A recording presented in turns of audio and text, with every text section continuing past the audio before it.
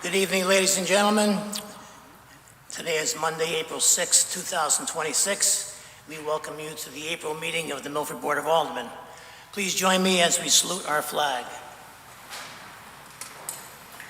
I pledge allegiance to the flag of the United States of America and to the republic for which it stands, one nation, under God, indivisible, with liberty and justice for all.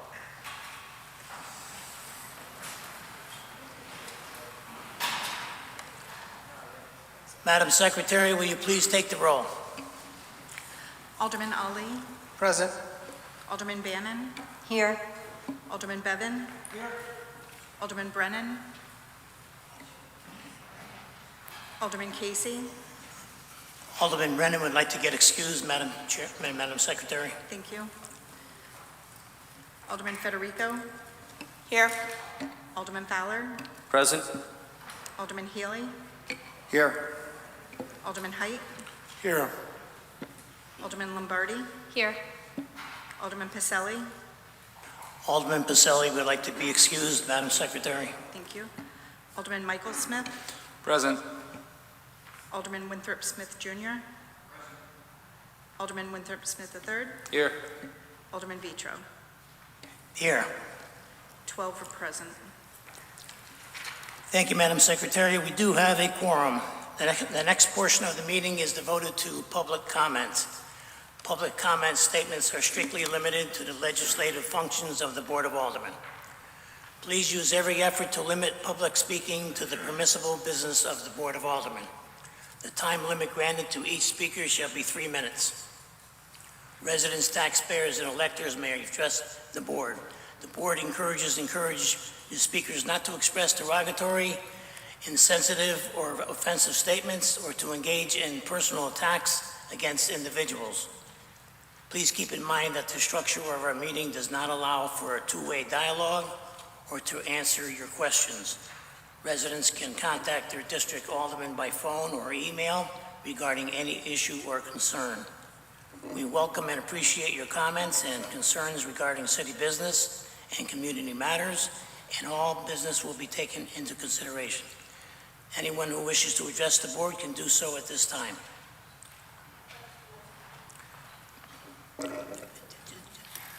Just want to remind everyone, just please limit your comment to 3 minutes.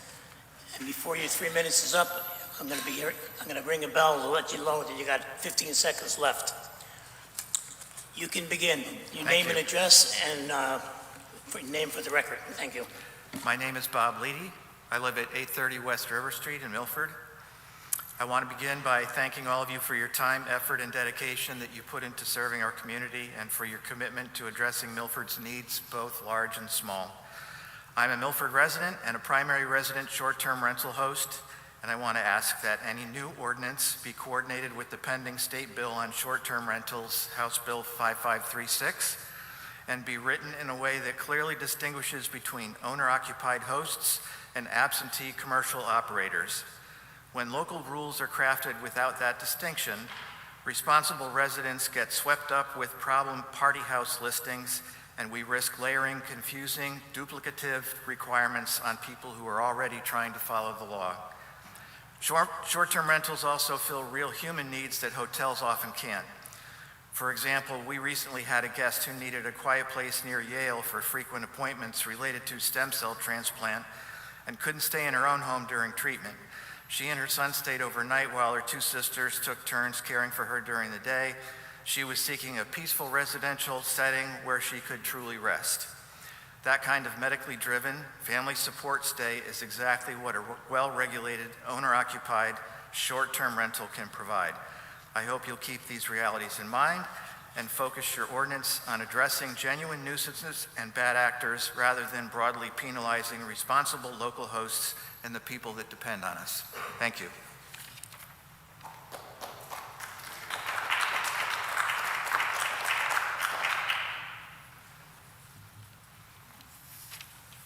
Jeannie Cavallero, 109-25 Simmons Lane. Hi, a lot of new faces. Haven't been here in a year. For those of you that don't know me, I am president of Milford Coalition. of condominiums. Ordinance 9-14 is up for amendment. It's an even year. I did some number crunching, and the rebate per household comes back as $183 a year. When I talked to Public Works and I said, you know, what percentage of a single-family home's taxes go towards trash, they couldn't give me a percentage, but they told me how to figure it out. And using the figures they told me, the range that it costs the city is anywhere from $307 a year per single family to $336 a year per single family. It's not really equitable. We pay the same taxes. Something has to be looked at for a different way of doing this. I have a lot of ideas. I do have a meeting with the mayor on the 15th to discuss some options, but I want you to consider amending the ordinance so that the rebate is increased. Right now, for those of you that are unfamiliar with it, for trash, it's $3.25 per week. And for recycle, it's 27 cents, which in our budgets is peanuts. Because, as you all know, because we are all in the same boat, prices have increased drastically. So we are lucky that when this ordinance was amended, it's going to be looked at every even year. Because the last time it was looked at was in 2023, after 20 years of never being touched. So I hope it doesn't take me another year to get some kind of change happening for the condominiums. Thank you.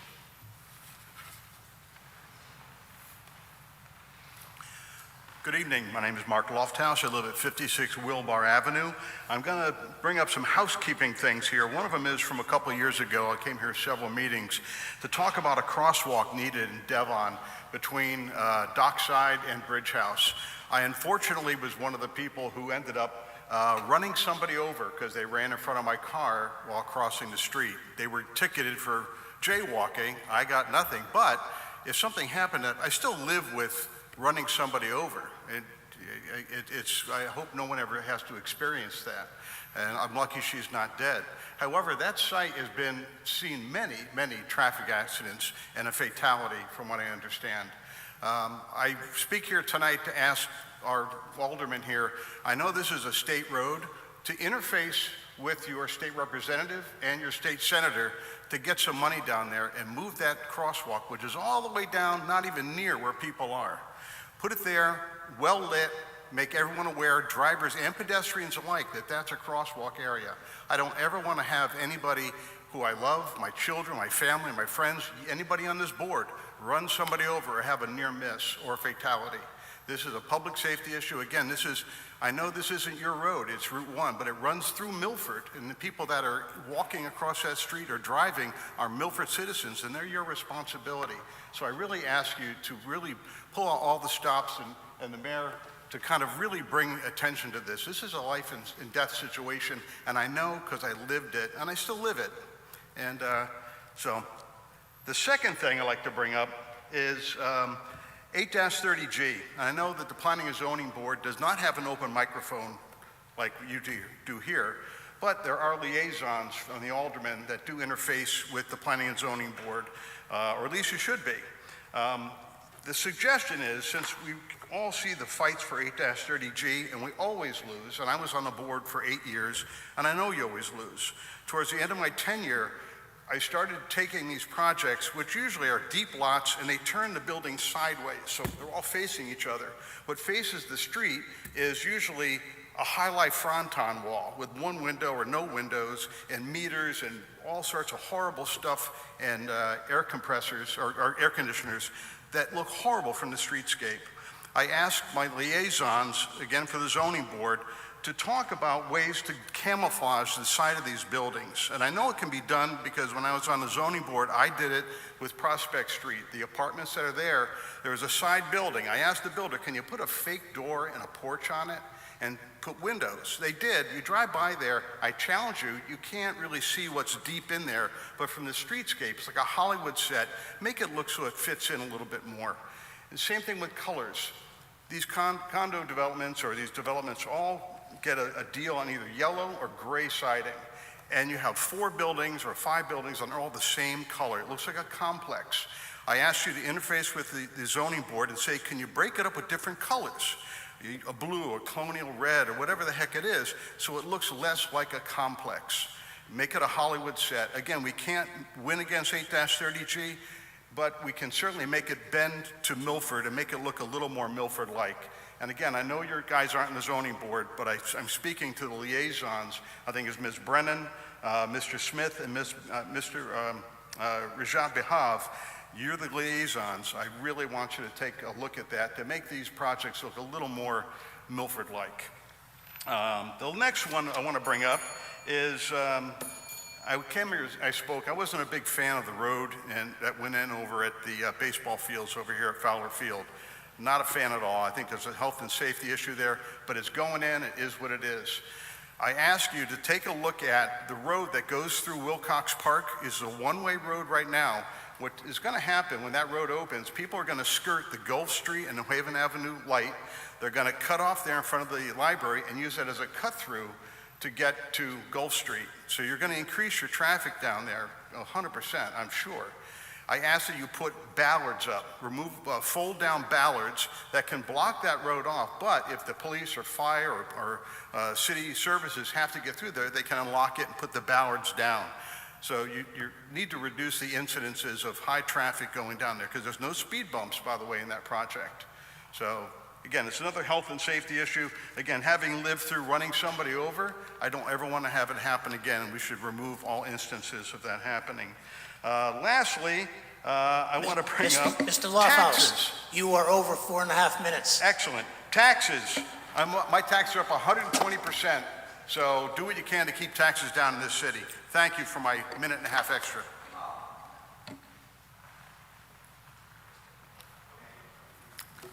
Hello. Good evening, everybody. Members of the board, neighbors, fellow residents, Pam DiMartino, Orland Street, Milford, Connecticut. Excuse me.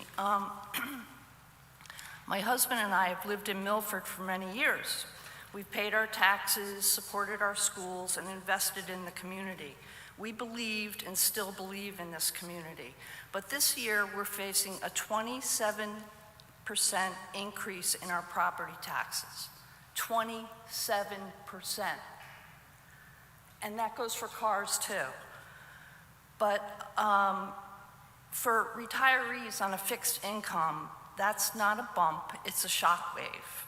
City officials point to a lower mill rate. It went from 29.55 to a proposed 28.57.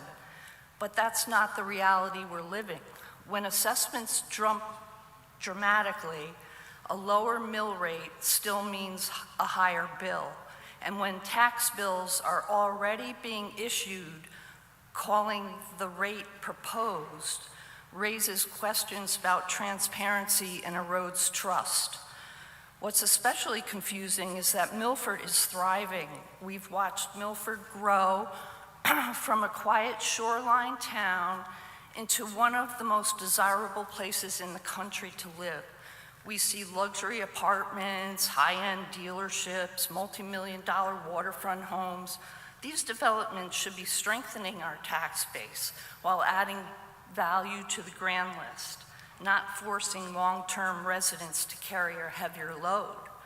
We need real structural protections from this board, a cap on annual taxes increases, so no homeowner has to face a sudden destabilizing spike. Do you care about the young first-time homeowners in Milford who had to wait in line to be turned down numerous times on their offers due to incoming folks offering cash over asking? So you're making this unaffordable. The average person should put no more than 38% towards their housing costs, but with such drastic increases, how can anybody plan or stay on budget? A step-back program for seniors so people who have contributed to Milford for decades aren't priced out of their homes because of the market changes. We're not asking for special treatment, we're asking for fairness, transparency, and a system that recognizes the difference between growth and displacement.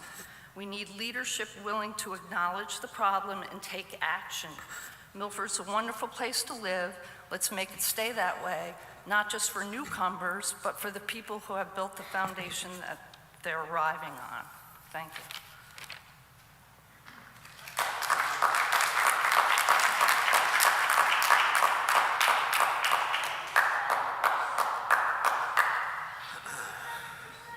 Good evening. My name is Julian D. Donato. I am the president of Coswell Cove Condominium Complex. And I'd like to talk today about the refuge collection system that we have, the rebate system that we have. I know Jeannie spoke about it. For us, we're one of the larger condominium associations, and the rebate system really doesn't work. It never worked. From 30 years ago when it was set up, I'm not sure why it was set up this way, but it has cost us over the course of that time over $1 million that we pay for our own private refuge collection. This year, we're budgeted at $80,000. I think it's going to come in higher. Our rebate from the city comes out to about $37,000. So again, it's a shortfall that we've been experiencing from the 30 years that we've been incorporated. We're suggesting that the fair thing to do is to treat us, condos, and there are over 3,500 condominiums in Milford, as private residents are treated. The private residents, single family and multi-family homes, have their garbage picked up by the city. There's no need for them to use a private or a commercial hauler. We pay the same taxes, the same mill rate. As a matter of fact, our condominium association is a tremendous deal for the city of Milford. We take care of our own roads. We do our own snow removal. We have our own pump station, so we take care of our sewer. Since we're two-bedroom units, we have very few children going to school. As a matter of fact, this year we have 3. Normally, as a home, we have 206 units. You could have 300 kids going to the school system. So as far as what we get for our taxes, we're not asking for anything that we don't think is fair. We have gotten close with the last administration that they came up with a system that they were going to have us sign a contract now, and also pay a door fee, a $75 a year door fee, which would come out to about $15,000 for us. My question was, okay, are you doing that same thing to homeowners, private homeowners? And they said, no. Well, why do we have to sign a contract with the city, and why do we have to pay a door fee when private residents don't have to do that? So we have talked with this new administration, with Mayor Richard Smith, and I think we're going to try to get someplace that is fair. I would like everyone, the aldermen here, to understand that we're not asking anything special. The rebate system has, even when it was increased, it never covered anywhere near the expense that we have. And from what I understand, the fees are going to be up dramatically because the transfer fees are going up for All American Waste, who is our provider. So it's only going to get worse. So I like to take a serious position on this and say, let's change it and let's treat everyone the same. Thank you.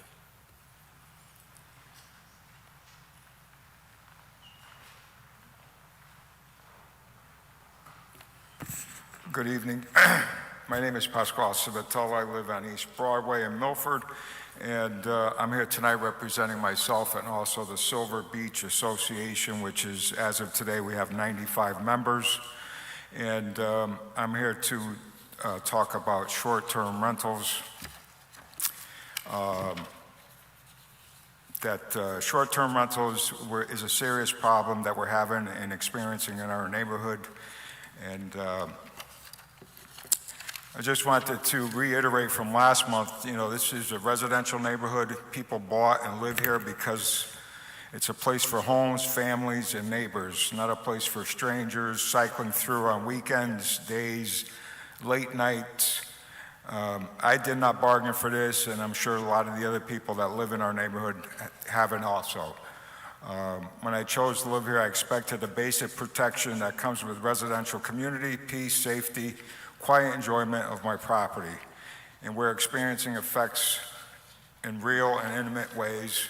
Quality of life is deteriorating because residents losing sleep, peace of mind, quiet enjoyment is being violated by noise after hours, especially shouting and disrupting activity late at night. Safety concerns increase when people are loud and intoxicated. Parking becomes a constant issue with multiple guest vehicles taking resident spaces and blocking driveways. Traffic, speeding increase as unfamiliar drivers come and go, often late at night on the narrow streets. The neighborhood feels less stable and less secure, functions like a commercial operation inside a residential zone.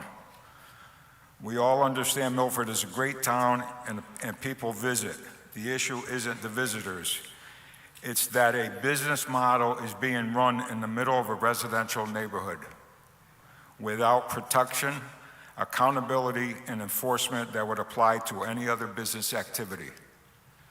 Every other business in Milford has rules, licensing, oversight, and consequences. Yet when a short-term rental becomes a problem, neighbors are left with little more than calling for help after the disruption is already happening. So I'm asking the board for a practical and enforceable action, rules that protect residents and hold operators accountable. No short-term rentals under 30 days require registration and permits for short-term rentals with clear operating standards. Require a 24/7 local responsible party, not an out-of-state, who must respond immediately to the complaints. Set and enforce occupancy, parking, noise limits with rules posted inside the rentals. Meaningful fines that escalate quickly for repeated violations aimed at the owner-operator, not just the guests. A clear suspension or revocation process for repeat problem properties. A straightforward complaint tracking system so repeated incidents are documented and acted on. And I would bet that most of the problems and issues we are experiencing would be largely eliminated if the board would implement an ordinance on no short-term rentals under 30 days. This is about preserving the character of Milford's residential neighborhoods and protecting the people who live here full-time. Residents should not have to tolerate midnight screaming and ongoing disturbance as normal. We are asking for the same standard Milford applies everywhere else. If an activity harms neighbors and public safety, it must be regulated and enforced. Thank you for your time and attention. I respectfully ask the board to move forward with a concrete action to protect residential neighborhoods and restore quiet enjoyment for the people who live here. Thank you for your service.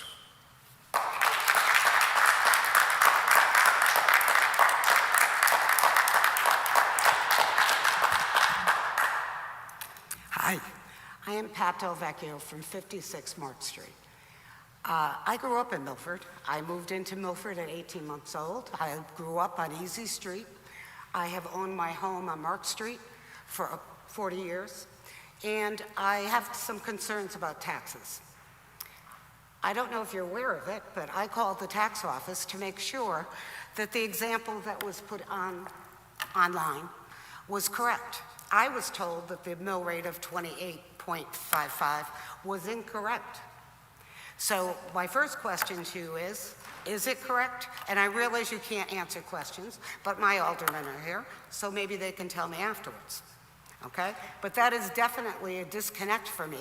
If I'm looking online trying to get information and I'm calling the office to find out what is the true information, they could not give me the correct mill rate and told me what was printed was wrong.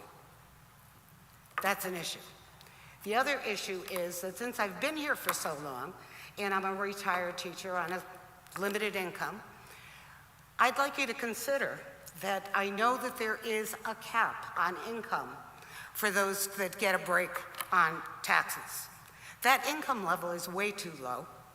I don't know when it was last visited, but it needs to be revisited because in this day and age, nobody can live on $65,000 and still pay for their taxes.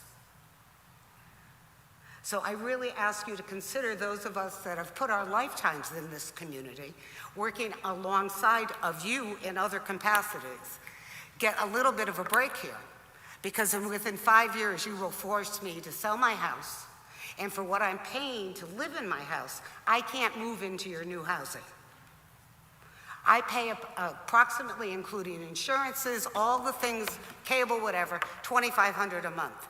I can't get a two-bedroom apartment in Milford for $2,500 a month. I can't get senior living in Milford for that. So please consider what this means, and somebody please tell me what the true mill rate is. Thank you so much.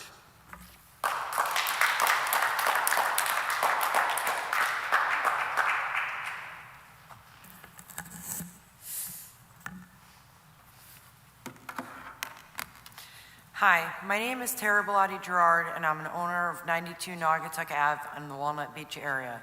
I'd like to begin with a little history. When I was young, my parents brought us to the Milford beaches constantly. Some of the happiest childhood memories are playing and picnicking at Silver Sands. Milford was also special to my mother. My grandparents owned a beach home in Bayview when she was a child, and some of her best memories were made at that Bayview home. Now I have 2 young children of my own, and they love the beach just as much, swimming, searching for seashells. So it's fair to say that since I was about 10 years old, I dreamed of owning a vacation home on the Connecticut shoreline. I promised myself that no matter how hard I had to work, I would make that dream a reality. 30 years later, my husband and I finally did it. We bought 92 Naugatuck Ave. This purchase came with a real sacrifice and risk. We kept asking ourselves, can we handle 2 mortgages? How much more do we need to work? What do we have to give up? But that's the American dream, working hard to build something meaningful for your family, being able to rent the home to other families is what makes it financially possible for us to keep it. There's a misconception that anyone who owns an Airbnb property is some kind of investor with a portfolio of properties sitting back and collecting money. When I first heard STRs were on the Milford agenda, I assumed the same thing. But if you look at the STR data for 2026 in Milford, you'll see that over 90% of hosts own just 1 property. I'm not a corporation or a part of an investment group. I'm a regular person who works hard, pays bills, and had a dream. Because I can't be there all the time, I share it with other families, and their stay helps me afford something that means the world to me. My home is my pride and joy. We've poured money, time, and love into making it special for our family, our guests, and one day for our children. It is extremely well kept, better kept, frankly, than many homes on the street that are not rentals. My guests have been respectful of noise and of my neighbors. I meet every guest on site when they arrive. I communicate with my neighbors regularly. Several of my neighbors have told me I'm the best neighbor on the street. That means a lot to me, and it's a reminder that sometimes the bad neighbor isn't the one who rents, but the one who lives there full time. I've also heard concerns about parking. The reality is simple. If my family or my guests aren't using the public street parking, someone else will. People from all over Milford come park near my home to walk to Walnut Beach. That's a part of living near the shoreline. Free public parking will always be taken by someone. Lastly, STRs bring tourism and revenue to Milford. Milford does not have strong hotel options. If someone wants to visit, whether for a vacation, work, or family visit, the main option is a short-term rental. If Milford restricts or makes STRs too expensive or difficult to operate, many owners will switch to long-term rentals, and Milford will lose tourists who spend money. Tide guests will stay in Fairfield. Vacationers will spend the money in the towns where they stay. When I'm in Milford, I eat at Lazy Lobster, Nautilus, Dockside, get ice cream from the creamery, coffee daily. My guests do the same. STRs support small businesses every single day. My suggestion is this: create a system that penalizes the properties that actually cause problems. Find the offenders, restrict repeat offenders, hold the bad actors accountable, not the responsible owners who deeply care about their homes, their neighbors, and this community. So I ask you, please don't take away the very thing that allows me to keep my home, a dream I've had since childhood. Please don't restrict the joy Milford brings to vacationers or the revenue those vacationers bring to Milford because of a few problematic properties or a couple of angry neighbors. Thank you for your service and giving me the opportunity to speak.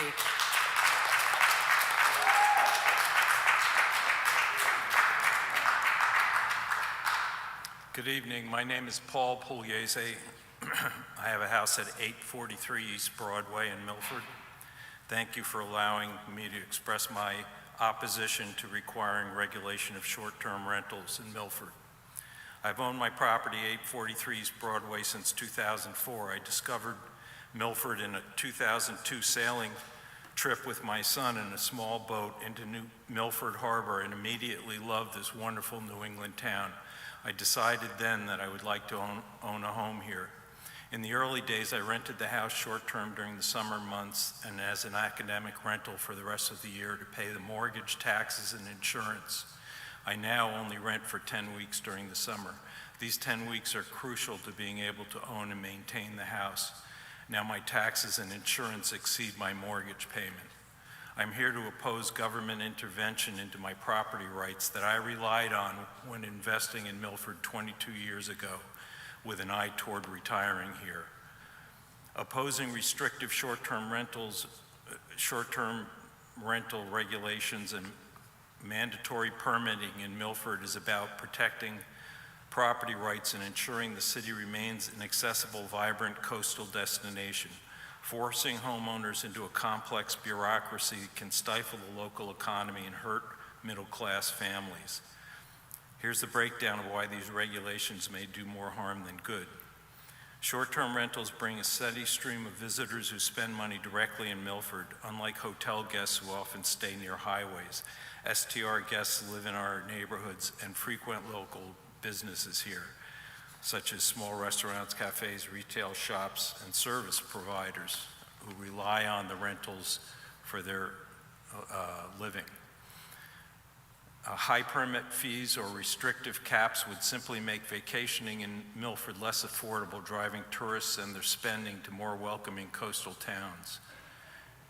Restricting STRs in Milford would directly reduce the city's ability to capture its sale of the $19.5 billion Connecticut tourism pie, ultimately hurting local business sales and reducing taxable revenue that offsets the needs of our residents. Losing STR revenue would likely force the city to seek more from individual residential property owners to maintain services. In a coastal town like Milford, STRs offer a vital, affordable alternative to expensive hotels. Families can rent a single home with a kitchen, saving money on meals and multiple hotel rooms. STRs allow people who might not otherwise be able to afford a Gold Coast vacation to enjoy Milford's beaches and parks. When was the last time you had a 30-day vacation? Personally, my answer is never. For many Milford residents, particularly those in coastal zones, the cost of living is skyrocketing. STR income isn't a luxury, it's a financial lifeline used to cover ever-increasing property taxes. As assessments rise, rental incomes help long-time residents keep their homes. Many successor generations of Milford families own a property together and rely on the income for upkeep and annual expenses. Coastal premiums are a massive burden. STRs provide the necessary cash flow to maintain these properties and satisfy mortgage requirements. Property insurance and flood insurance have seen double-digit increases.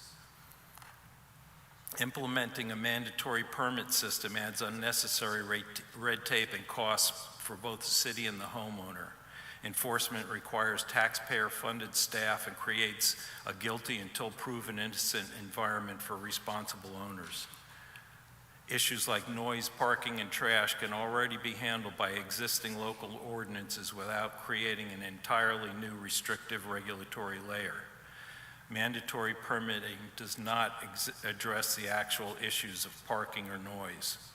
Milford already has the tools to manage parking and noise without a costly new permitting system. Can I submit this for I have one more paragraph, so. Who do I submit this to? Okay.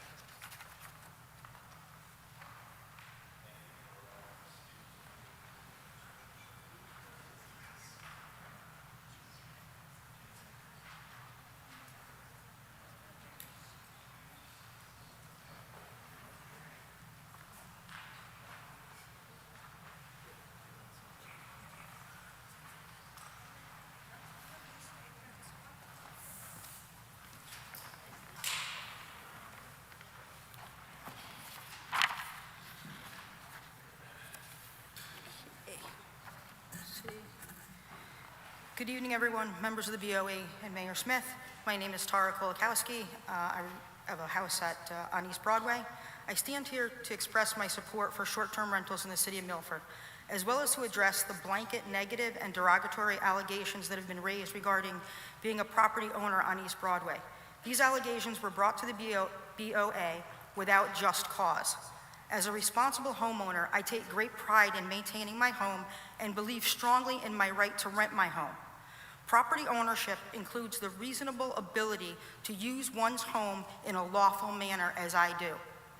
I am aware of allegations and suggestions of mismanagement of homes on East Broadway, however, I respectfully assert that these claims have been brought to the BOA without just cause.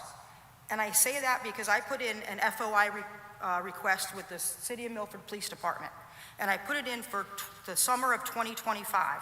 There were 4 noise complaints called in, 2 of them on East Broadway, both by the same individual. The other 2 were brought in on Walnut Beach for the condo complex down there with kids making too much noise. I have copies that I can submit to every board member and the mayor.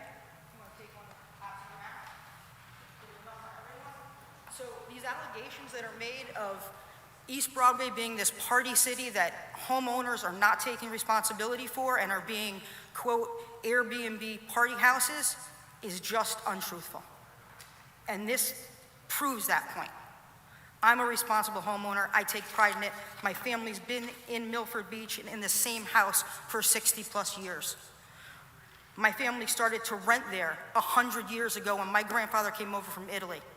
I do not take this lightly. I love and respect this city, even though I don't live here full time. I wish I could. Hopefully in 5 years when I retire, maybe I will. If you keep the taxes down, that would help, guys, a little bit. At no time have I knowingly allowed behavior that would disrupt the neighborhood or violate a local ordinance.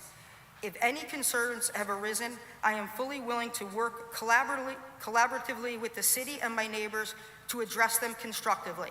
What happened to the days when somebody would walk across the street, knock on your door and say, hey, Tara, you had a party last night. It went over. Can you not do that again? You know what, you're right. Thank you very much for your time. I also have another paragraph. I'll submit it to the secretary.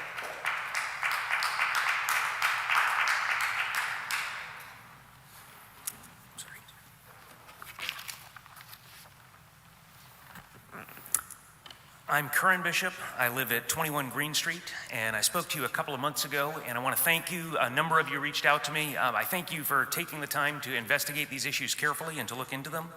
I want to share some continued observations and suggestions as I've been researching the short-term rental situation.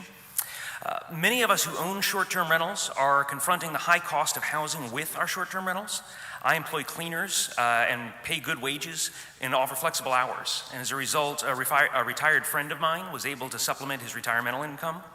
A single mom friend of mine who couldn't afford daycare was able to earn income despite, and care for her child at the same time.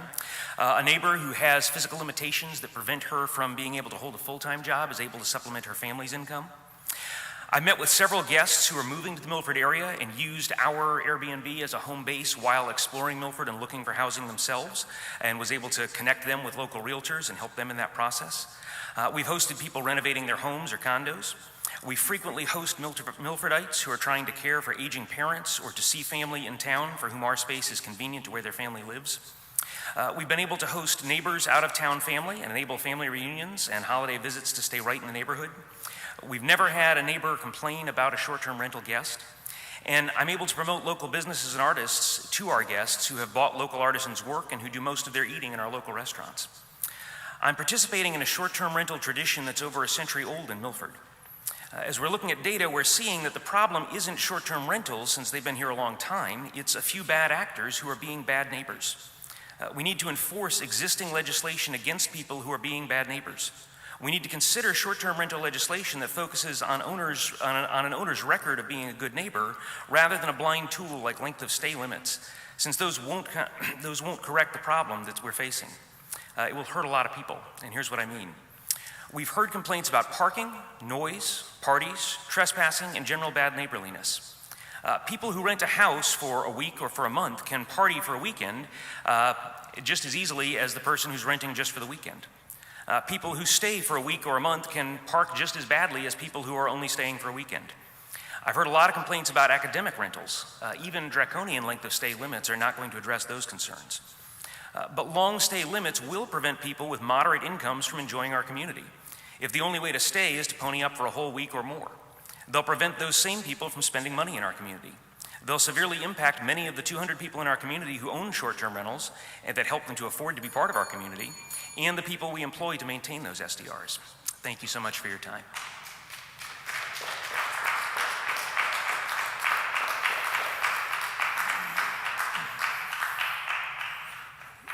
Good evening, Board, Mayor, City Attorney. Dan Gurman, 114 Beach Ave, Milford, lifelong resident in Milford, been here over 60 years, so I love Milford. Speaking on behalf of or in support of Airbnbs, short-term rentals, VRBOs, but I want to kind of share the rating system. How many people here actually own an Airbnb? Anybody? Mr. Mayor? No. Any people use Airbnb or VRBO? I'm sure a lot of people have. All right. The benefit of owning an Airbnb and going to an Airbnb is there's a rating system. So if you're going to visit someone, you look for a rating system. You're looking for a really good rating. So you're looking for a host that's at 5.0 or very high, close to that. Otherwise, you're not going to go there. And if you're a host, if you own an Airbnb, you want to maintain a 5.0 or a really good rating. So hosts are actually investing in their properties. They're making it look really, really nice. They're putting a lot of money back into it versus a landlord, and sometimes I call them slumlords because they don't put a lot of money into it, and properties look awful after a number of years. But Airbnb people put a lot of money into their homes. They look beautiful. They take care of them. They usually have good guests. If the guest isn't good, then of course they're not going to get a good rating, and you don't accept those people that don't have a good rating. So it goes both ways. So the rating system is very important, and it's very powerful for Airbnb and VRBOs. So keep that in mind when you're thinking about this. People investing in their properties with Airbnb versus landlords where they're just kind of, renting long-term and aren't investing back in their properties. So thank you for your time tonight. Appreciate it.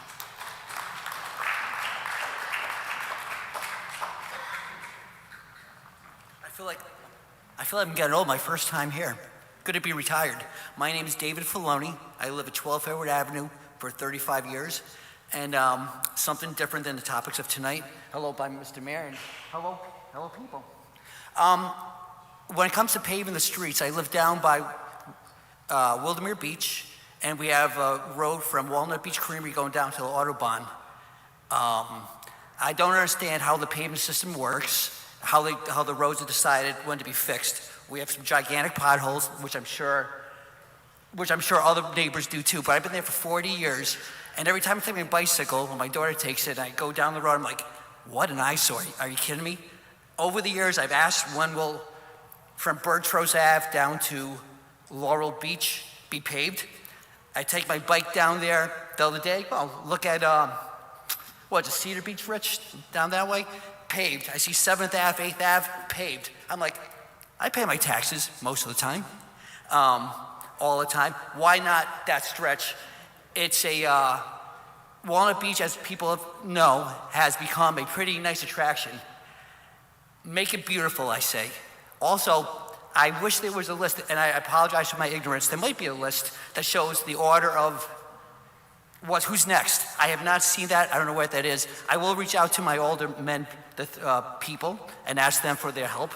But again, all you have to do is take a bike ride from Walnut Beach down to the Audubon, and you'll see the eyesores that I see all the time, and like for 40 years has been touched. And I'm just want to bring that up, and maybe the alderman can help me publicize the list. I know Chris Saley's the guy in charge. I know he's busy, but I'm looking for help from my alderman, and I hope it can be beautiful, because it should be beautiful. It's really not so good. Thank you for what you do. Thank you for your night, and take care. Thanks.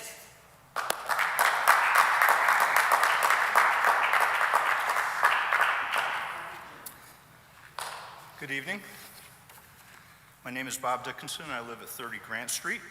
My topic today is Milford's much-needed ordinance on short-term rentals, also known as Airbnbs and VRBOs. Milford's Board of Aldermen is working on the drafting of an ordinance to regulate short-term rentals, and I thank you for addressing the problems we as a community are facing.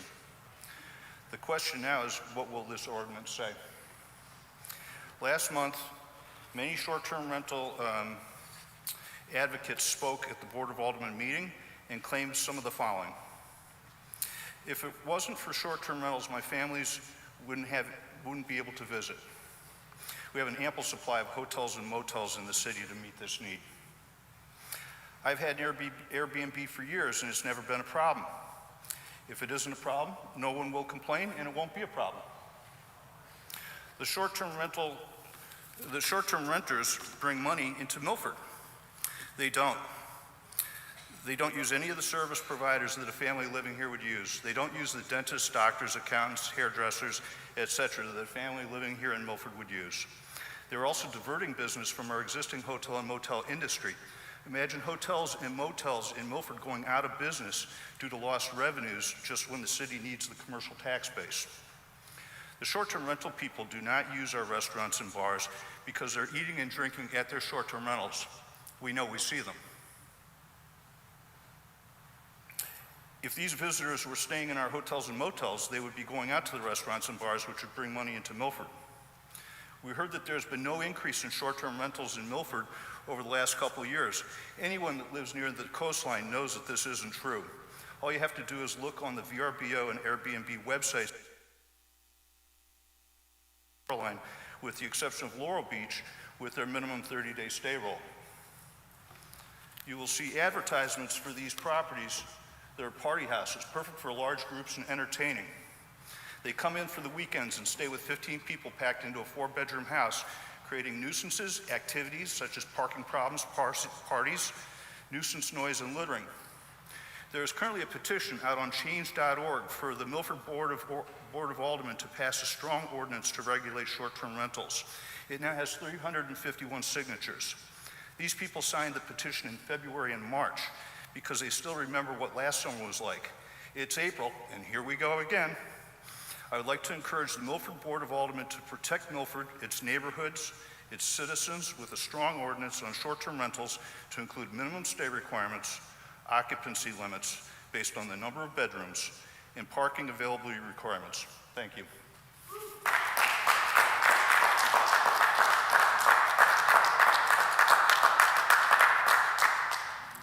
Good evening. My name is Anusha Khan, and I'm a resident of Milford, Connecticut. I live on 344 Roses Mill Road, and I attend East Shore Middle School as a 7th grade student. I am here today to speak about the lack of sidewalks in my neighborhood. My parents enjoy going on daily walks to stay active and healthy, but without sidewalks, even a simple walk can feel unsafe. I often see neighbors and other residents walking past my house having to move around cars to stay close to traffic. During the winter, large snow piles make it even harder and more dangerous to walk safely. Watching people navigate traffic just to walk in their own neighborhood is concerning and stressful. No one should feel unsafe simply trying to get exercise or get from one place to another in their own community. Milford is a beautiful town with amazing shorelines, a strong sense of community, and high quality of life. These are just a few reasons why so many people choose to live here. Because of this, Milford is continuing to grow. As our town expands, I would like to highlight the need for sidewalks on busy streets such as Roses Mill Road, Wildflower Drive, and Peck Lane. These roads are used every day by residents walking to school, visiting local businesses, or getting exercise. Right now, the lack of sidewalk forces pedestrians to walk very close to moving traffic, creating unsafe conditions, especially for children, families, and seniors. Milford's population is estimated to be over 50,000 residents and continues to grow each year. As more people move here, pedestrian activity increases. In 2023, Connecticut reported 1,474 pedestrian-related crashings, showing how important pedestrian safety truly is. Adding sidewalks would make our community safer, more accessible, and more walkable. It would allow residents to move around more comfortably and help Milford continue to grow in a safe and responsible way. I respectfully ask that the city considers adding sidewalks as part of future planning and improvements. Thank you for your time and your continued efforts to keep Milford safe, welcoming, accessible community for everybody.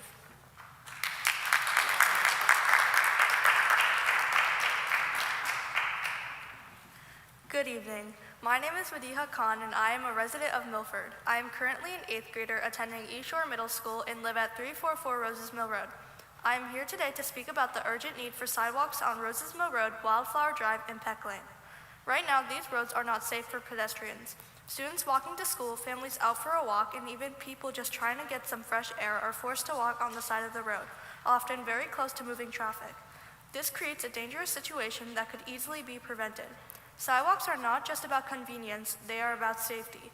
Without proper walking spaces, drivers and pedestrians are put at risk. Adding sidewalks would provide a clear, protected area for people, reducing the chances of accidents and making our community safer for everyone. In addition, sidewalks encourage healthier lifestyles. When people feel safe walking in their neighborhoods, they are more likely to go outside, exercise, and connect with others. This helps build a stronger, more active community. Sidewalks also improve accessibility. Not everyone can drive. Children, elderly residents, and individuals with disabilities rely on safe walking paths to get around. By not having sidewalks, we are limiting the ability to move freely and safely in our town.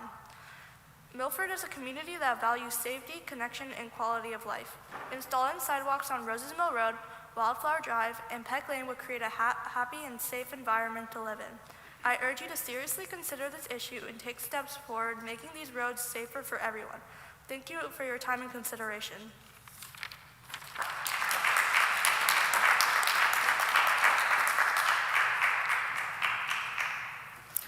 Good evening, members of the board. My name is Mary Mecca. I own 749 East Broadway, a short-term rental. The vast majority of property owners do not operate mini motels or multiple properties. Like me, they run responsible short-term rentals and do not cause problems and rely on that income to be able to own a property in Milford. We do not host parties or events despite what you hear continuously from one individual. We host families, we screen our guests, set strict rules, and actively monitor every stay. We are hands-on, accountable, and committed to being good neighbors. There is a perception that these rentals cause disruption, but when managed properly, they do not. In fact, we bring families into Milford who support local businesses and contribute positively to the community. In fact, the fabric of Milford was partially built on short-term rentals, as this dates back to the 19th century. I would like to mention that the town of Milford, Connecticut earned Zillow's accolade of most popular coastal city across the entire United States, and one could assume allowing people to enjoy our 17 acres of coastline has contributed to that. Placing restriction on short-term rentals is punishing the majority of responsible owners and the city of Milford. Thank you for your time and consideration.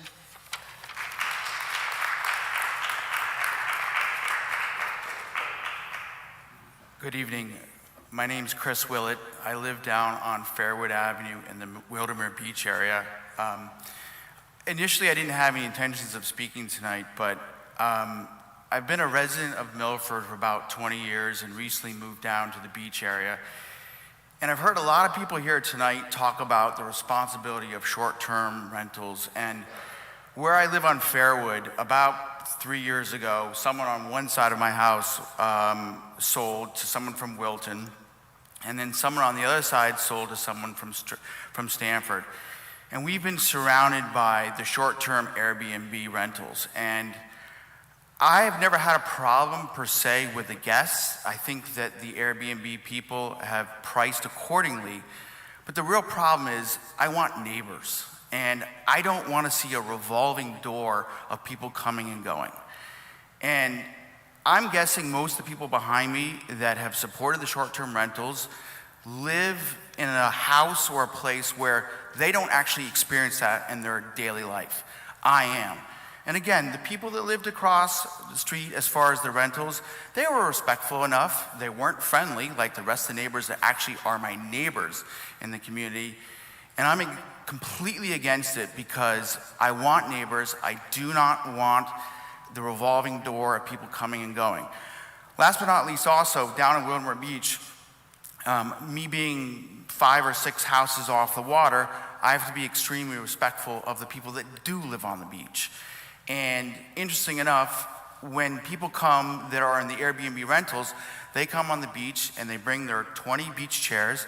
They sit right in front of the people that own the houses, which of course makes them upset, and we feel the brunt of that.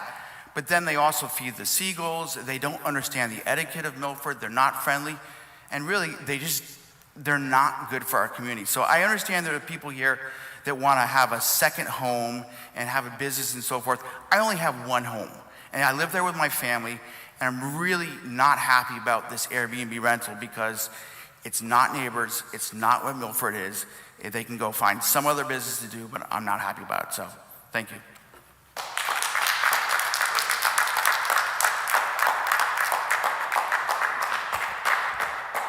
John Wazensky, 4 Carriage Path North. Good evening, Mayor Smith and members of the Board of Aldermen. I'm going to try not to get the bell. I am here to talk about the Founders Walk project.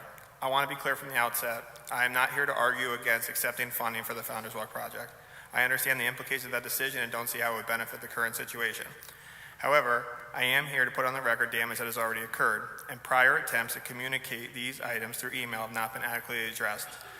There has been documented physical damage to the field and surrounding infrastructure, including damage to fence posts, damage to at least one of the main double gates, and now today, we find out we have a broken main irrigation line to the field closest to the boat ramp. Today, our sprinkler contractor reported the following. I shut off the isolation valve by the Bernard shed to stop water in that area. The main line pipe is broken in several spots along the fence where the black construction silt fence was installed. We're not the ones who installed the silt fence. We made a significant investment to aerate and oversee those fields at the end of the year last year and need the sprinklers to be functional.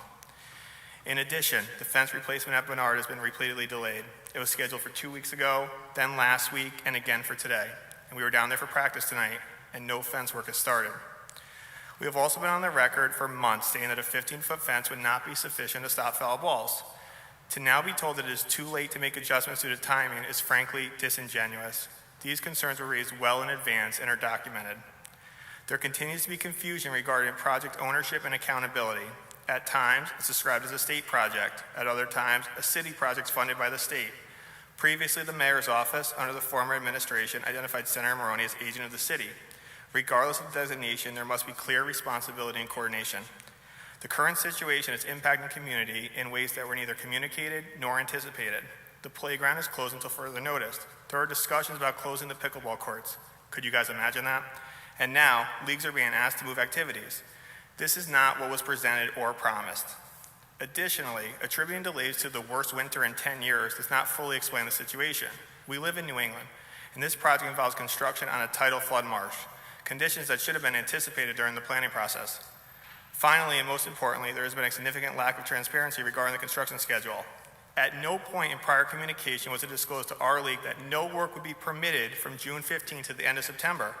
At the same time, even though it's now being denied, we were advised not to schedule our annual summer tournaments, which are critical fundraisers for our organization, valuable to local downtown businesses, and important opportunities for the kids in our program.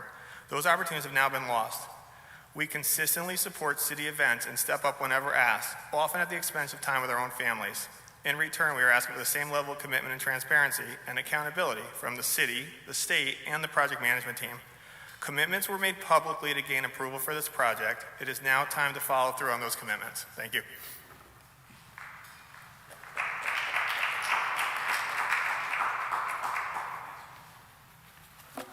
I my name is James Toigo. I'm a Milford resident and property owner.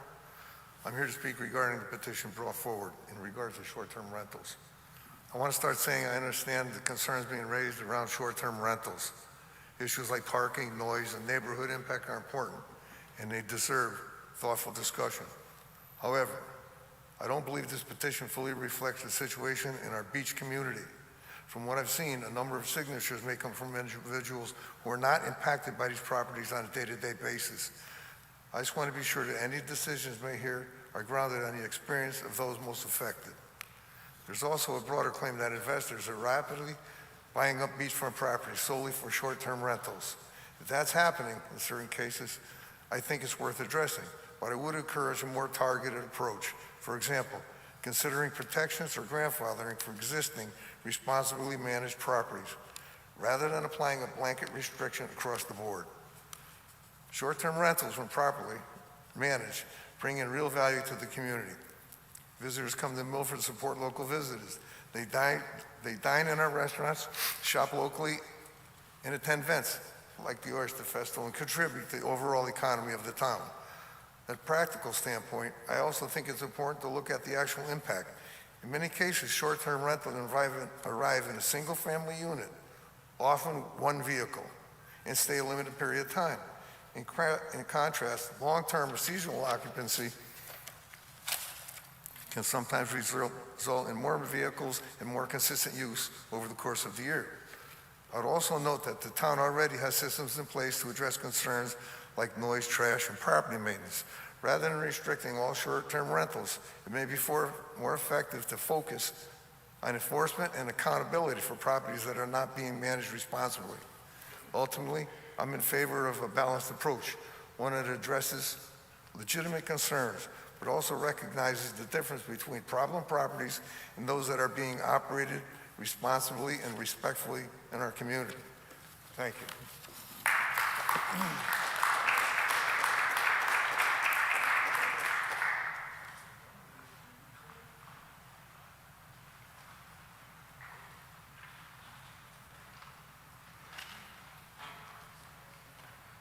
James Mosegis, 58 Greenfield Road, Milford. I just wanted to second the request for support on the crosswalk in Devon with the gentleman mentioned earlier. It happened to be my wife's cousin that was hit, so kind of funny coincidence.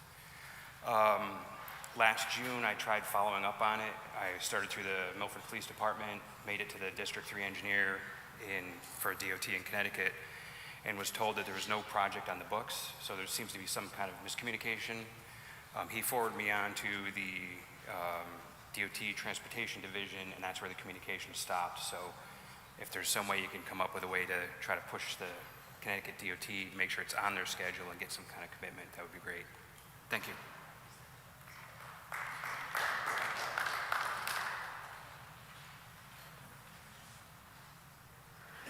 Would anybody else like to address the board at this time? Seeing none, we'll go on with the rest of our meeting. Alderman Healy, consideration of minutes. Agenda item number 3, consideration of the minutes of the regular meeting of the Board of Aldermen held on March 2nd, 2026. A motion to approve. Second. Motion has been made and seconded. Is there any discussion? Hearing none, all in favor? Opposed? Motion passes unanimously. Alderman Healy. Agenda item number 4, consideration of minutes of the special meeting of the Board of Aldermen held on March 10th, 2026. A motion to approve. So moved. Second. Motion has been made and seconded. Is there any discussion? Hearing none, all in favor? Opposed? Motion passes unanimously. Agenda item number 5, Chairman's report and recommendations. I'm going to yield my time to the mayor because he's got quite a few things to discuss. Mr. Mayor. Thank you, Mr. Chairman. And I know everybody's anxious to get home to watch the UConn game, so I'll cut my list in half. As was noted, grateful the Board of Aldermen did approve a phase-in of the reval. And while some of the folks in public comments cited some concerns about taxes. I did an open house last week and found that a lot of people, for whatever reason, the press kind of told half the story and put out a draft mill rate, and no one knows better than the people in this room that the mill rate's not set until this board reviews and finalizes the budget. But what didn't seem to get across to folks was that the new value would only be 20%. And so, God knows, I hope nobody's taxes are going up 40%. As far as this crosswalk, my understanding is that we already have the approval from DOT, and Rob Harrigan and I discussed it yesterday, and we're going to be moving forward to get that crosswalk done. So I wish Mark had stayed. I think I actually mentioned to him already. So we will see some progress on that. A lot of stuff happening around town. The 250th Anniversary Committee is hard at work. They've scheduled a parade for June 20th that will coincide with the fireworks, as well as Pride Day on the Green. They're pretty excited. They have flags for sale and T-shirts and signs. They're going to be they're planning some fundraisers. I believe they've already put up some flags from the original colonies around the Green. So we're excited about that.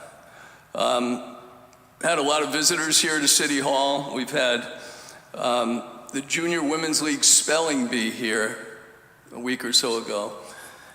And I thought spelling was a fine art that had been forgotten due to autocorrect.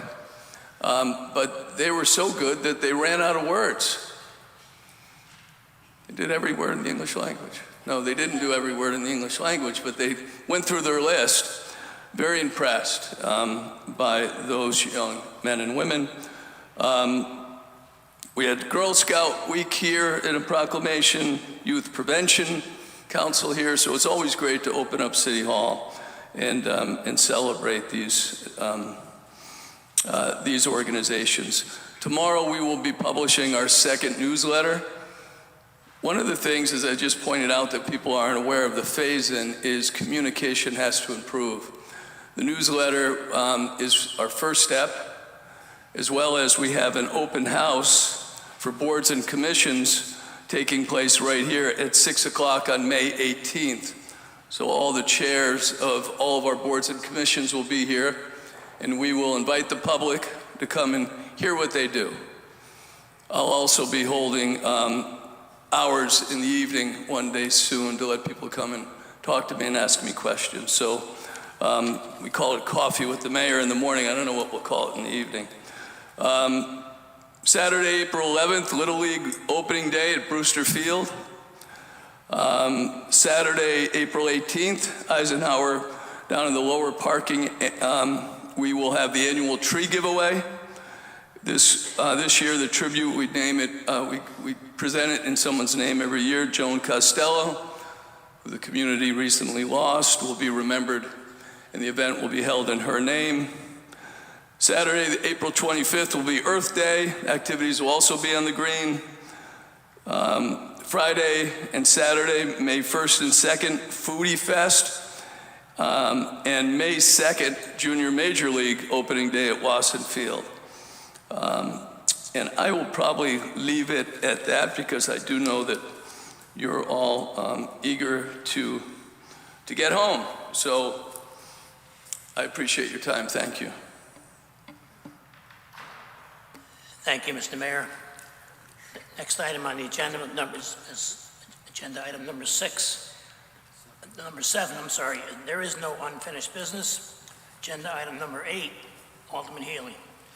Agenda item 8A, Board of Aldermen approval is hereby requested for the appointment of James Wojcicki, 58 Greenfield Road, as a member of the Sewer Commission to fill the vacant position, term to expire 12/31/28. Make a motion to approve. Second. Motion has been made and seconded. Is there any discussion? Hearing none, all in favor? Aye. Opposed? Motion passes unanimously. Alderman Healy. Agenda item 8B, Board of Aldermen approval is hereby requested for the appointment of Paul Gear, 64 Hitching Post Lane, as a member of the Fire Commission to fill the vacant position, term to expire 12/31/28. Motion to approve. Second. Motion has been made and seconded. Is there any discussion? Alderman Smith. Thank you, Mr. Chairman, and through you, I just want to say that Paul Gear is a wonderful person, one of the nicest people you'll ever meet. He's going to be a valuable member of the Fire Commission, and I am very excited to see his work with the other fire commissioners. I know he'll do a great job. Thank you. Any other discussion on the motion? Alderman Healy. Just a brief recognition to Tom Mariso, who has served over 30 years on the Fire Commission, and Mr. Gear will be replacing Mr. Riso. We thank Tom Riso for his extended service to the Fire Department and Public Safety. Thank you. Is there any other discussion on the motion? Hearing none, all in favor? Aye. Opposed? Motion passes unanimously. Will the two appointees please come forward at this time to be sworn in by our city clerk?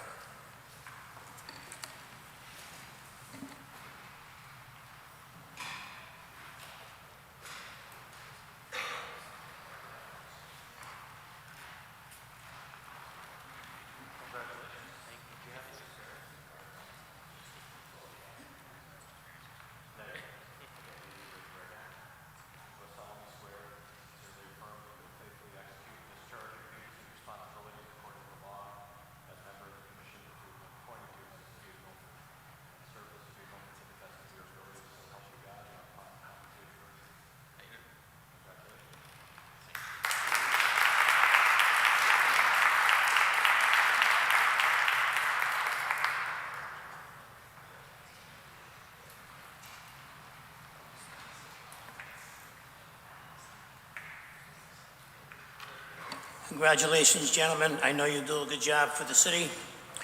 Next on the agenda, Alderman Healy, 8C. Agenda item 8C, Board of Aldermen approval is requested for the attached resolution read, Milford Board of Education concerning school construction grant for Joseph A. Foreign High School pool renovation and upgrade, 2026.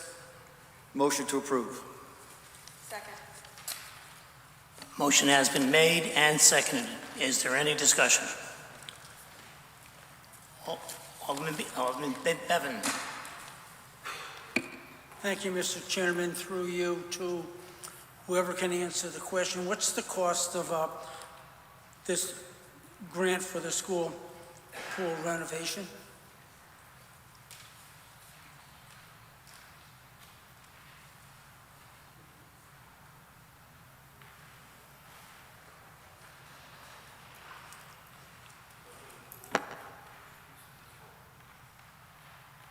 Pat Bradbury, Director of Facilities for Milford Public Schools. Oh, thank you. Seeing that you have 8C, 8D, and 8C, maybe you can give me the cost on all three so I don't have to just keep asking you the cost, please. So, thank you.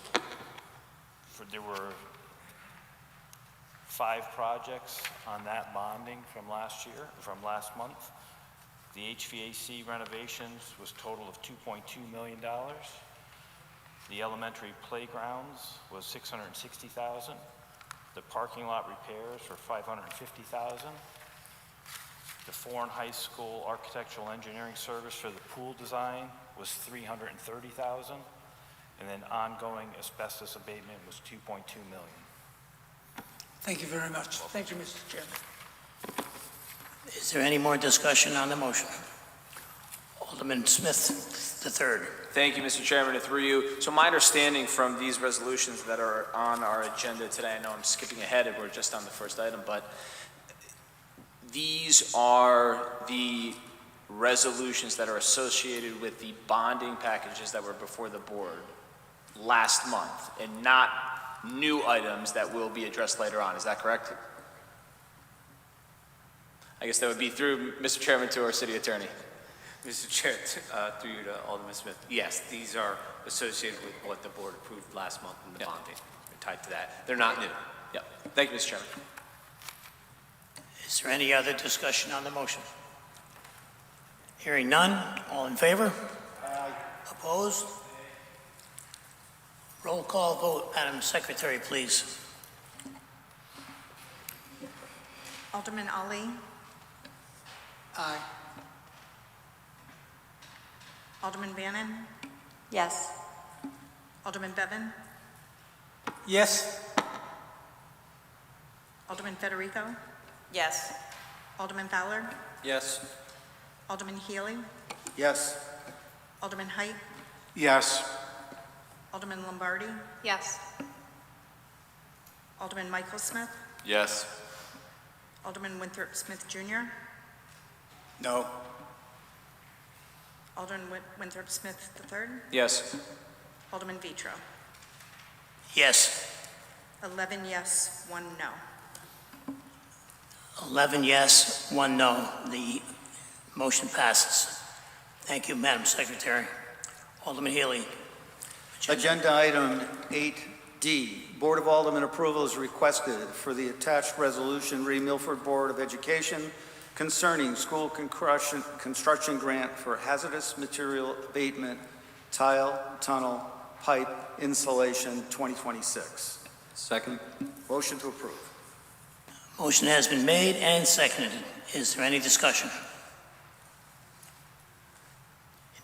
Hearing none, all in favor? Aye. Opposed? Roll call vote, Madam Secretary, please.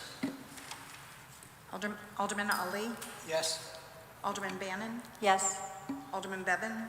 Yes. Alderman Federico. Alderman Fowler. Yes. Alderman Healy. Alderman Height. Yes. Alderman Lombardi. Yes. Alderman Michael Smith. Yes. Alderman Winthrop Smith Jr. No. Alderman Winthrop Smith III. Yes. Alderman Vitro. Yes. 11 yes, 1 no. The vote is 11 yes, 1 no. Motion passes. Thank you, Madam Secretary. Alderman Healy.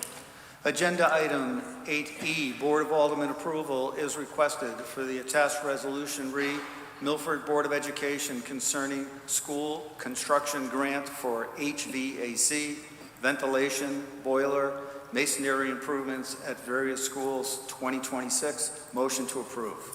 Second. Motion has been made and seconded. Is there any discussion? Hearing none, all in favor? Aye. Opposed? Roll call vote, Madam Secretary, please. Yes. Alderman Ali. Alderman Bannon. Yes. Alderman Bevan. Yes. Alderman Federico. Yes. Alderman Fowler. Yes. Alderman Healy. Alderman Height. Yes. Alderman Lombardi. Yes. Alderman Michael Smith. Yes. Alderman Winthrop Smith Jr. No. Alderman Winthrop Smith III. Yes. Alderman Vitro. Yes. 11 yes, 1 no. The vote was 11 yes, 1 no. The motion passes. Thank you, Madam Secretary. Alderman Healy. Agenda item 8F, Board of Aldermen approval is requested for the attached resolution, acceptance of donation from the Devon Rotary Club for construction of a pavilion at the Orchards Municipal Golf Course. Motion to approve. Second. Motion has been made and seconded. Is there any discussion? Alderman Smith III. Thank you, Mr. Chairman, and through you. This project, my understanding is the project will cost, if I have my information correct, it could cost around $200,000 or somewhere around that figure. If that were the case, even if it's $100,000, and the city is getting this $60,000 grant, where would the rest of the money come from? And I would direct that through you, Mr. Chairman, to possibly the mayor or somebody potentially from the, maybe the Golf Commission that's here.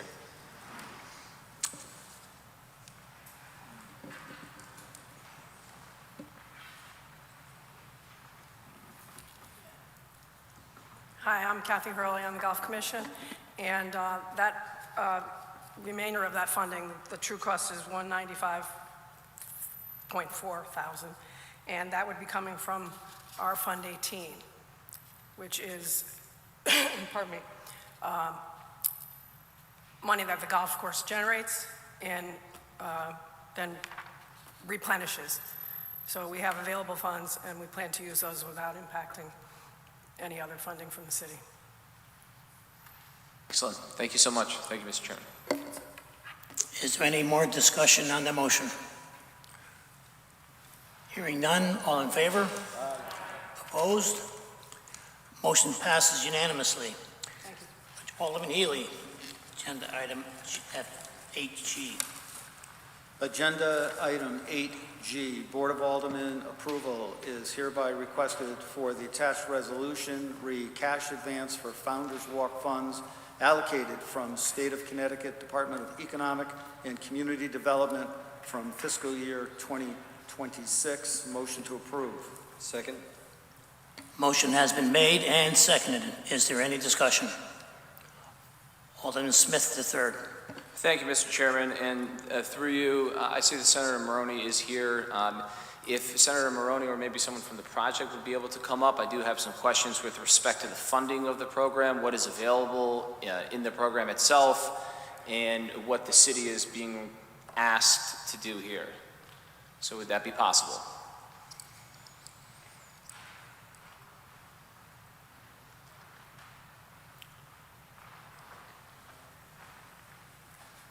Good evening, everyone. Thank you so much. And through you, Mr. Chairman, so the city is being asked to front this $600,000, and I'm wondering why that is. It's a reimbursement grant? But it's coming from the city's general fund, and they're fronting the money. So the problem that I think we have gotten used to in this city is for various different grants on various different projects, whatever those may be, we've gotten to the habit of the city fronting that money with the hope that the grant funding comes in.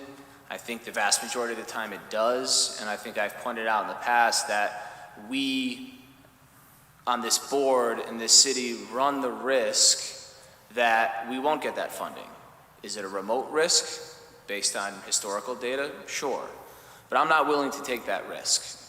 So when I ask why, it's because I'm trying to look for other areas that this part of the project could be funded. And as a sitting alderman, I don't think it's responsible for this board or this city to front that money. My understanding from this project is funded to an extent where they can self-fund this $600,000, and I would hope and wish and desire that the project would do that themselves and not have to ask the city to take on a risk and a burden that I think is inappropriate. And so that's where my question was. So do you know if the project itself could self-fund this $600,000? No, I do not know that. Okay. Well, again, I would just reiterate that I hope that we don't get into the habit of doing this. I'm not going to support this. I hope this board doesn't support this, and the project can fund itself. Thank you. Any more discussion on the motion? Mr. Chairman, if I may. Yes, Mr. Mayor. As Alderman Smith knows from our discussion, this is a reimbursable grant. I'd say 98%, if not all of our grants are reimbursable, meaning we have to show the commitment and we put the money up. If we didn't have reimbursable grants, we wouldn't be getting any grants. This is money coming from the state. I just asked our finance director, I can't identify a time when we weren't reimbursed for a grant that had already been approved. So if I'm missing, it must be long before my time. So the project, if we don't sign the contract by May 1st, it will end up delaying that road until October. And right now, I believe, Senator Maroney's here, if we sign the contract, which is dependent upon this approval, I think they finish that road by mid-June, if I'm not mistaken. Otherwise, it ends up waiting till October. And so the condition of that project remains in our hands. But reimbursable grants, by their very nature, are reimbursed. And they always have been. So I hope that clears up any confusion. Thank you, Mr. Chairman. Any other discussion on the motion? Alderman Smith, Jr. Thank you, Mr. Chairman. Several of us on this board voted against this project at inception because we didn't think it was a good idea. And we still don't think it's a good idea. To add on top of that the city should absorb this additional risk makes this an additionally bad idea. And there have been times when full reimbursements haven't come through for the city. This may not be that time, but if I could, has this actually been approved by the Bond Commission? And when did the Bond Commission take that vote?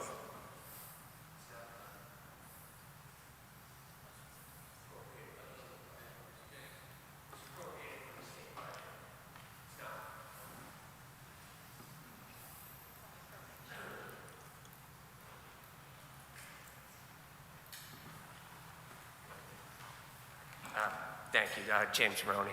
This money was appropriated from the state budget through DECD, so it's not bonded funds. It's $600,000 appropriated for fiscal year 26 and 27, I believe. So there'll be another $600,000 coming. So this is not bond money? No, it's state budget through DECD. I thought we had a discussion here that this was bond money. Is that not what I heard? I may have misspoke when I answered you about when it was approved. I don't know when the date was when it passed. All right, well, look, it was a bad idea at inception, it's a bad idea now, and to add additional fiscal risk from the city of Milford on top of it makes it even a worse idea. I'll be voting no. Thank you. Any other discussion on the motion? Alderman Bevan. Thank you, Mr. Chairman. Through you to the avoiding the question Senator. I have one question for you, please. You mentioned that this grant that we're getting was 2026, 2027? It actually, the money is supposed to be expended by June 30th of 2026. It's for the 25-26 budget year, which is fiscal year 26. So what I heard when you said 27 But there's carry forward. is There's also money in the 26-27 that you would vote on at a later time. There'll be additional money coming. Do you have any idea when that that state grant might come to the city of Milford? This is a reimbursable grant. It's already approved for this $600,000. Yeah, but that's not my question. My question is, when will the check from the state come into Milford? I was trying to answer you. So it's a reimbursable grant. The city has to expend the money and then apply for the reimbursement from the state. So I'm not sure the timeline that it takes to get the reimbursement. Is it?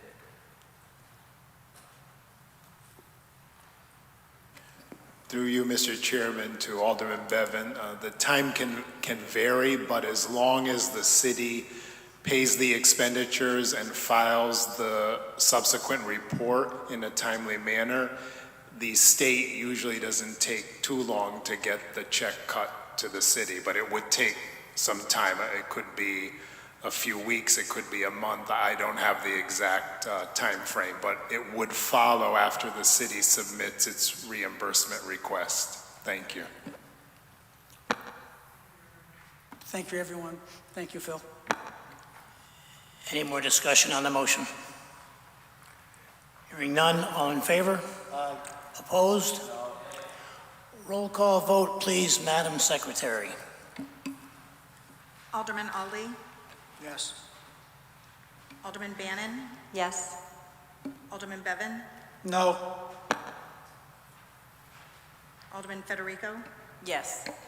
Alderman Fowler, No. Alderman Healy, Alderman Height, Yes. Alderman Lombardi, Yes.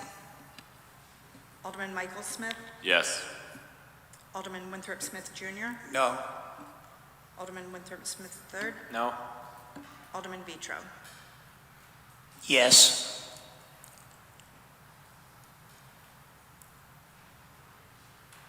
Eight yes, 4 no.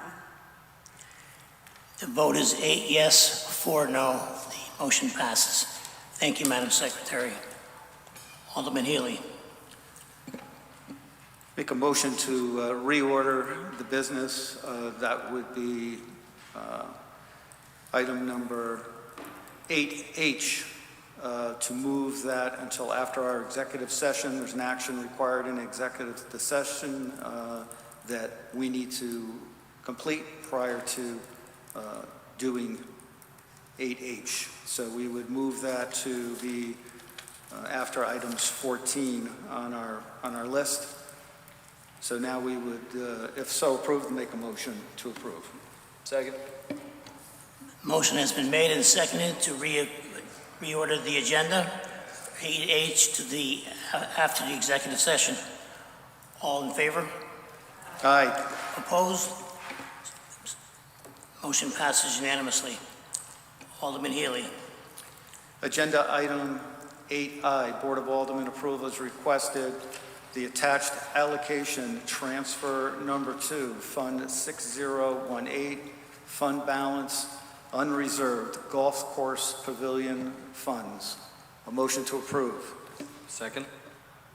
Motion has been made and seconded. Is there any discussion? Hearing none, all in favor? Aye. Opposed? Motion passes unanimously. Alderman Healy. Item number 9, new business, not introduced, it requires 2/3. We don't have anything, correct? Okay, item number 10, budget transfer memo. Consideration of budget memo transfer number 3 and number 4, Fund 1005 from FY 26. Motion to approve. Second. Motion has been made and seconded. Is there any discussion? Hearing none, all in favor? Aye. Opposed? Motion passes unanimously. Alderman Healy. Agenda item number 11, refund list. Consideration of refunds in the amount of $94,324.52. Motion to approve. Motion has been made and seconded. Is there any discussion? Hearing none, all in favor? Aye. Opposed? Motion passes unanimously. Alderman Healy. Standing committee reports.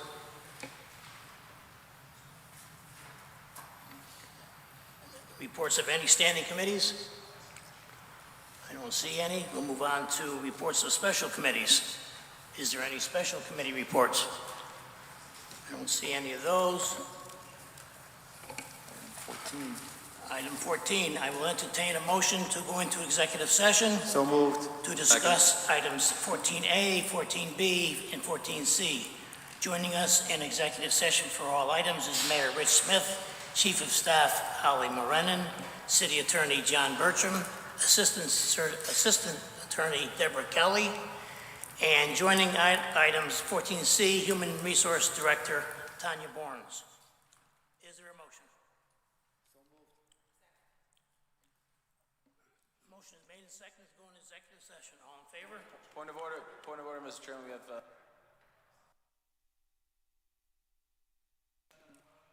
Yes.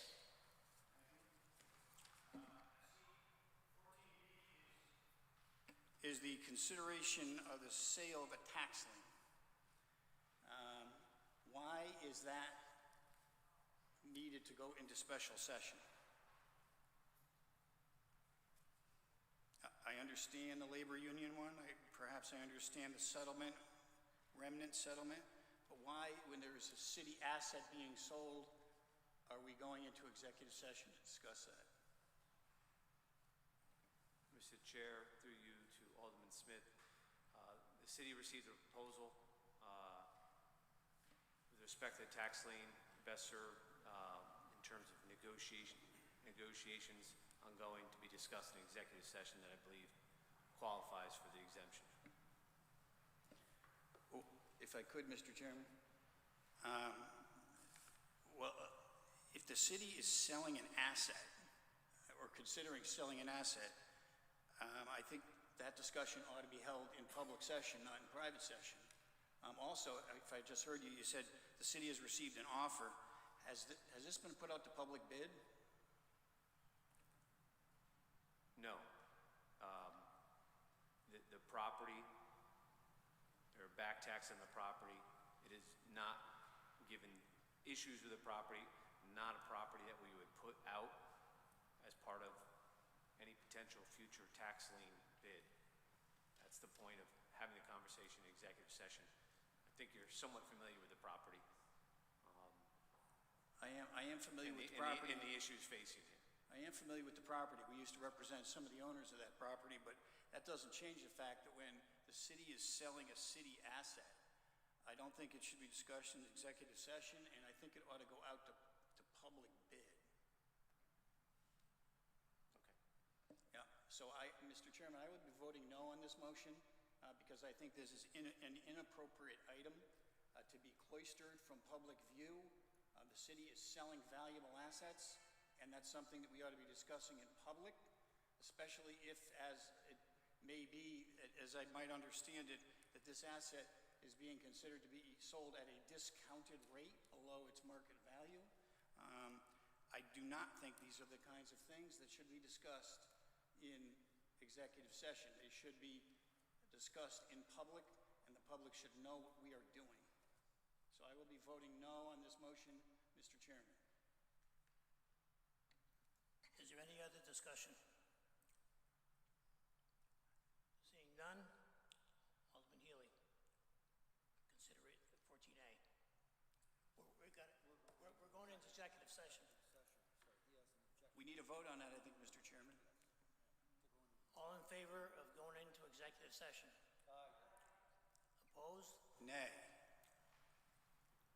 Roll call vote. Madam Secretary, please. Alderman Ali? Aye. Alderman Bannon? Yes. Alderman Bevan? Yes. Alderman Federico? Yes. Alderman Fowler? Yes. Alderman Healy?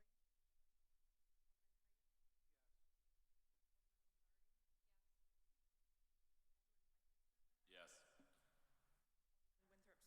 Third? Yes. Alderman Vitro? Yes. 11 yes, 1. The vote was 11 yes, 1 no. The motion passes. We're in executive session.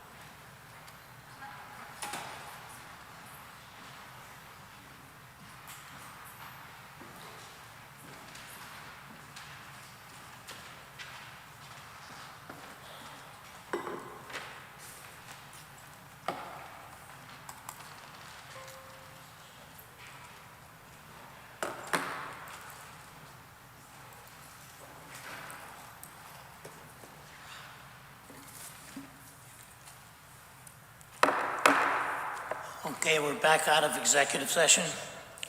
Alderman Healy. Mr. Chairman, item number 14A, consideration of the remnant settlement agreement. Motion to approve.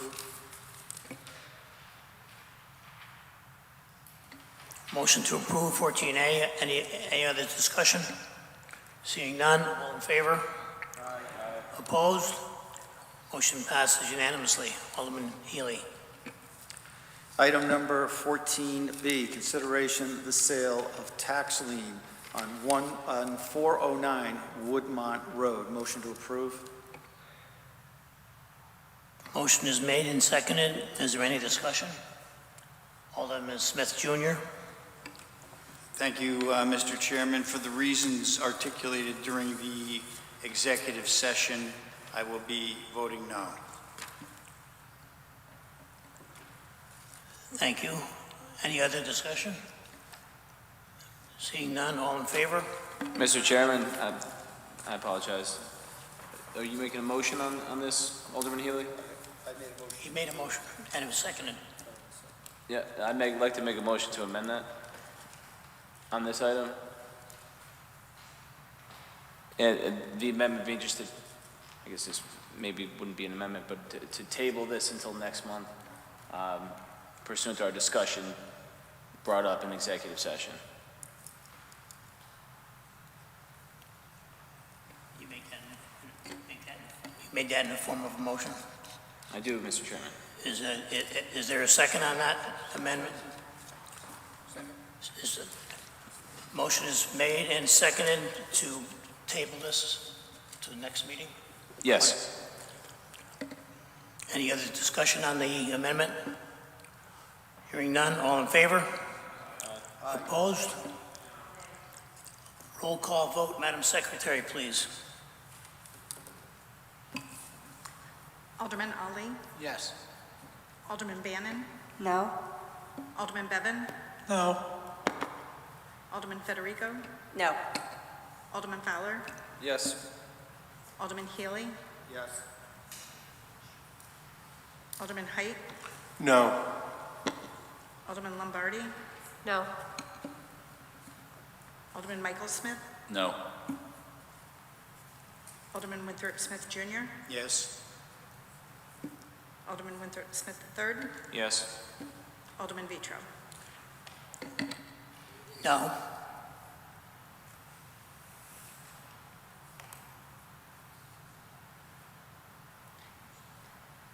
Five yes, 7 no. 5 yes, 7 no. The amendment fails. On the original motion, all in favor? Opposed? No. Roll call vote, Madam Secretary, please. Alderman Ali? No. Alderman Bannon? Yes. Alderman Bevan? Yes. Alderman Federico? Yes. Alderman Fowler? Nope. Alderman Healy? Yes. Alderman Height? Yes. Alderman Lombardi? Yes. Alderman Michael Smith? Yes. Alderman Winthrop Smith Jr.? No. Alderman Winthrop Smith III? No. Alderman Vitro? Yes.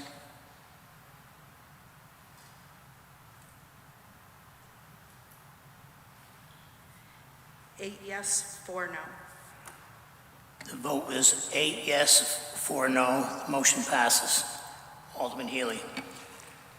Agenda item 14C, consideration of collective bargaining agreement between the City of Milford and Local 3322, Council for American Federation of State, County, and Municipal Employees, AFL-CIO, July 1, 2024 through June 30th, 2028. Motion to approve. Second? Motion has been made and seconded. Is there any discussion? Seeing none, all in favor? Aye. Opposed? Motion passes unanimously. Alderman Healy. Agenda item 8H, Board of Aldermen approval is requested for the attached resolution reestablishment of accounts relates to opioid remediation. Motion to approve. Motion has been made and seconded. Is there any discussion? Alderman Smith Jr. Thank you. Thank you, Mr. Chairman. If I could, what is opioid remediation going to consist of in the Milford effort? I'm not sure who would be the right person to address that.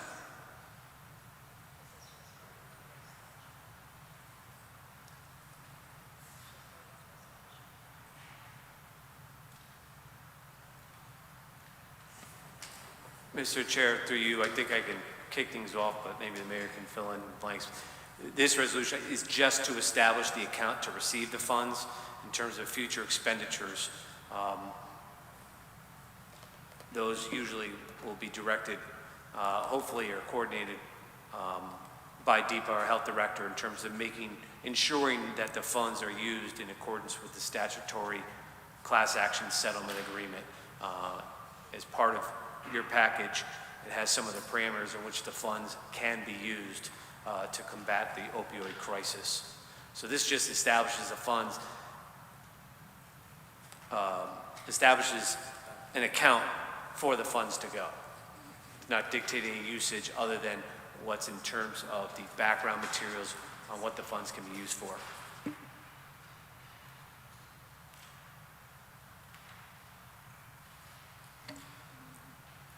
Alderman Fowler. Thank you, Mr. Chairman, through you. Since this sets up a reserve fund, do any of the expenditures from that account have to come back before the Board of Aldermen first for approval?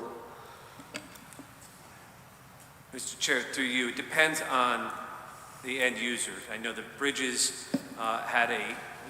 we created a contract, but if you look at page D3 in your materials, has approved uses under Schedule B. If the city administers the programs, then no, would not come back to this board if the city does the actual programs under the approved uses. But if we're going to award a grant to an entity like Bridges, then that grant may come back to you. Any other discussion on the motion? Alderman Smith Jr. Yes, Mr. Chairman. Following up on that, to the city attorney, you said it may come back to the alderman. I mean, the way I read this authorization here, it says that the finance director is authorized and directed to establish a dedicated reserve fund from which the mayor and finance director or their designees are authorized to expend monies pursuant to the settlement for the purposes of opioid remediation. It sounds like this is authorizing the expenditure. It's never going to come back to us. Mr. Chair, through you to Alderman Smith, the distinction I was trying to make to Alderman Fowler is if we create a grant program from these $26,000 and there's a third party, a nonprofit that applies to receive the funds, to use them in accordance with the Schedule B authorized uses, then that agreement may come back to you. But yes, this resolution sets up an account that enables the mayor, the finance director, to set the account and for the city to use the funds in accordance with the settlement authorized uses. Thank you for that answer. We'll look for $26,000, I mean, okay, whatever. If the number was bigger, it really strikes me that this is just a grant and authorization to the mayor to do whatever he wants with the money. There ought to be a plan. And I realize there's parameters in the settlement agreement, but within those parameters, he can do whatever he wants. For $26,000, it's not worth the time, and the national championship game is almost at halftime. I get it. But if there were a couple more zeros on the end of this, there ought to be a plan. And the alderman ought to authorize that. And that's the end of my thought on that one. Any more discussion? Seeing none, all in favor? Aye. Opposed? Motion passes unanimously. Is there a motion to adjourn? So moved. All in favor? Meeting adjourned. Thank you, everyone. Thank you, Madam Secretary.